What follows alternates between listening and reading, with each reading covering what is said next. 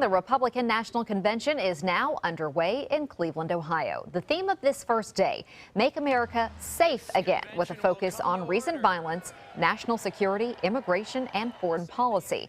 Many Trump family members are scheduled to take the stage this week. The presumptive nominee's campaign manager saying that they want to show who Donald Trump is as a person, not just a candidate. And there was already some commotion inside the Quicken Loans Arena late this afternoon. Trump supporters squashed a state-by-state roll call vote on the rules that will govern the convention. Anti-Trump delegates collected signatures calling for this vote. And ABC 7 has live team coverage this week of the RNC. ABC 7's Ray Collins and Alan Cohn are both in Cleveland covering the latest developments. They join us now live from the Quicken Loans Arena. Good afternoon, Haley. You know, the big question going into this convention was, would there be more protest inside the convention hall or outside? Well, today we learned so far inside, as you mentioned, the Never Trump movement. It was their last stand. They tried to force a rules change to require votes on the rules by every state delegation. And when that failed, this convention floor erupted in chaos. And it went on for quite some time with some delegates actually throwing their credentials down on the floor of the convention.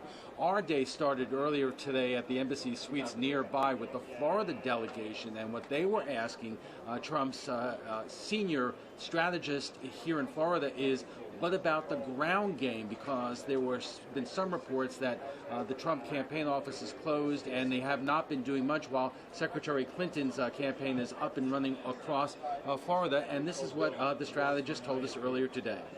There's a little bit of a pause because we're restructuring and we're recalibrating and we're adding resources and we're combining resources.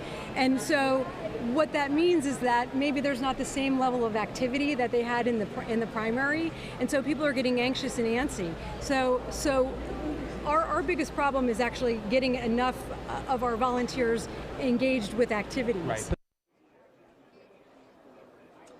So now back to party unity. Ray Collins has been talking to Florida delegates and delegates on the Suncoast. And Ray, after what happened today, what are our local delegates saying? Well, certainly an eventful day, Alan, but it wasn't from Florida. In fact, I talked to some Suncoast delegates, John Colon among them, an alternate delegate who's also on the school board in Manatee County, and he says, make no mistake, the Suncoast is indeed unified behind Donald Trump.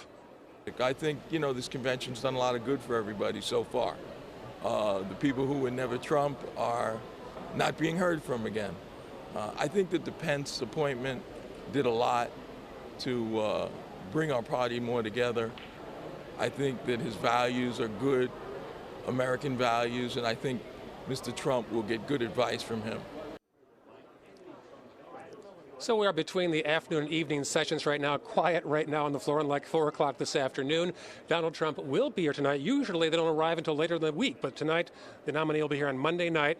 Also speaking tonight, his wife Melania, former governor of Texas Rick Perry, also 2 actors, Antonio Sabato Jr., and of course Chachi, Scott Baio. He's here. Okay, thanks, Ray. And of course, coming up in just an hour on ABC News, ABC 7 at 7, we will have interviews with our local delegation and our roundtable discussion. Reporting live in Cleveland, I'm Alan Cohn along with Ray Collins for ABC 7, your Suncoast News. Alan and Ray, thank you.